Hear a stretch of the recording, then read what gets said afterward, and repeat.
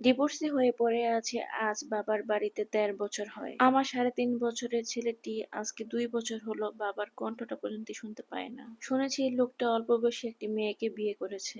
আর আমার দিনরাত ভাবির বাপ-মার খোঁটা শুনে দিন কাটছে আমার। আমার ছোট্ট ছেলে কত বায়না ধরে, কখনো খেলনা কিনতে চায়, কখনো চকলেট খেতে চায়, কখনো আইসক্রিম খেতে চায়, কিন্তু আমি কিছুই দিতে পারি না।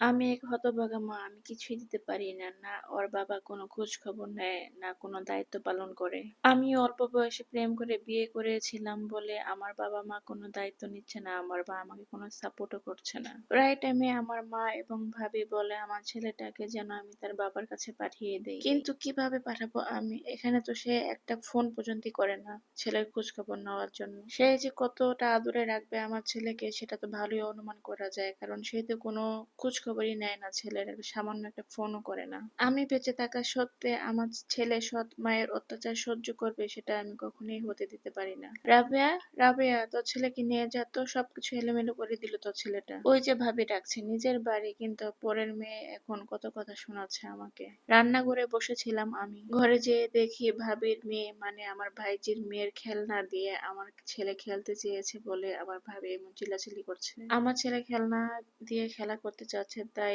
আমার ছেলেকে একটি থাপ্পড় দিয়ে দিল গালের মধ্যে। আমাকে দেখে আমার ছেলে দৌড় পেরে এসে জড়িয়ে ধরে বলল, মা আমাকে ওই খেলনাটা কিনে দাও না।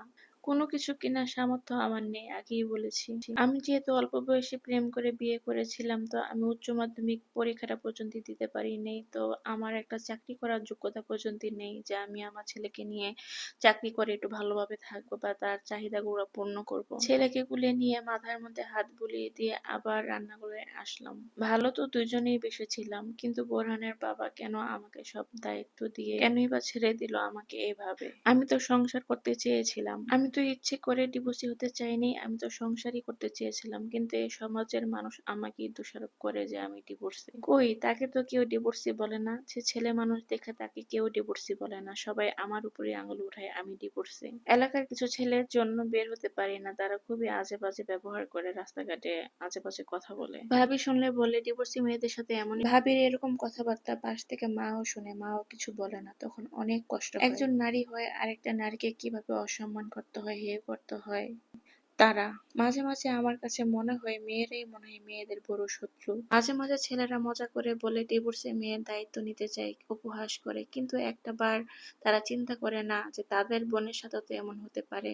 হাতের ৫টা আঙ্গুল যেমন এক সমান হয় না, তেমনি সব মেয়েরাও একরকম হয় না। কত কত মেয়েরা সংসার টিকানোর জন্য শেষ নিঃশ্বাস পর্যন্ত চেষ্টা করেই যায় যাতে সংসারটা না ভেঙে যায়, ডিভোর্স নিতে চায় না। কিন্তু অনেক ছেলেরা তখন জোর করে অন্য মেয়ের প্রেমে পড়ে মেয়েদেরকে ডিভোর্স দিয়ে দেয়, তখন আর কিছুই করার থাকে না, কিন্তু সব শেষে মেয়েরাই দোষী। এটাই এই সমাজের